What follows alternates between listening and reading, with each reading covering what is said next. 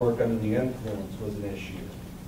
So they need to understand that it also said there was a probable cause or reasonable suspicion policy may be part of their policy. They weren't sure.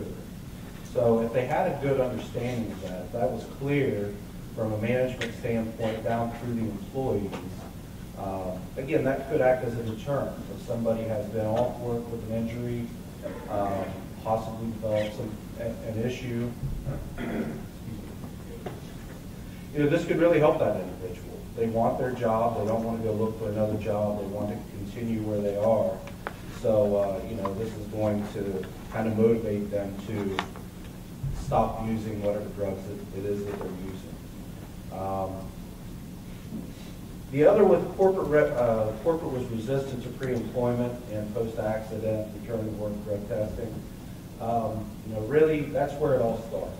You need to have that policy in place. If you don't have the policy in place, then the whole idea is really lost there. All right, so we'll wrap this case study up. I just want to put another plug in there for the Ohio Restaurant Association Workplace Safety Training Guide. A lot of employers want to do training, but they don't know where the materials are to do it.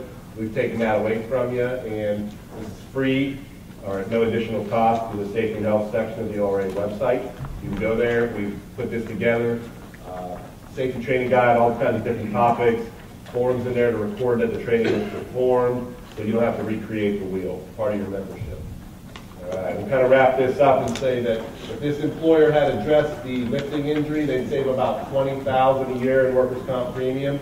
If they'd also addressed the cuts that they were having, they'd save about $24,000. That's real money. If they were able to join the ORA group rating program, they would save $39,000. They would be eligible if they had addressed the lifting injuries and the cuts. So I'll kind of wrap this up by saying a couple things that popped out to me in this case study. You might have noticed when we first presented this, they had 7 different locations.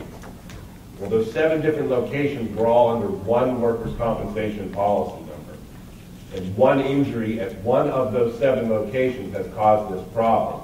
If you remember from the presentation earlier, your workers' comp premium is based on your payroll and whether or not you're over or under that limit. Well, the payroll at all 7 locations has been penalized because of the injury at one of the locations. So some things that we can do at Risk Control and CareWorks is if you wanted to break those 7 locations into 7 different workers' compensation policies, 6 of them would have remained eligible for the group rating program. Only 1 of them would have been penalized. The overall cost of workers' compensation would have been significantly less. So that's a study that can be done through your third-party administrator like CareWorks Consultants or Risk Control 360. So there's some resources that are out there. Another thing I'll kind of close on is that I said earlier that this one injury has caused them to be penalized for 4 to 5 years into the future.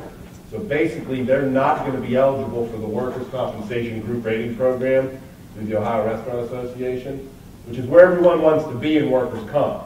You want to have your injury rates low so that you can join a group, and your discounts on your workers' comp premium can be like 53% when you're in the group. Well, that's not an option for this employer. So how do they save money in the workers' comp system? Mike kind of alluded to the fact that there's a number of workers' comp discount programs out there, which we call alternative discount programs, drug-free, industry safety, transitional work bonus. There's a lot of them. I won't list them now, but we're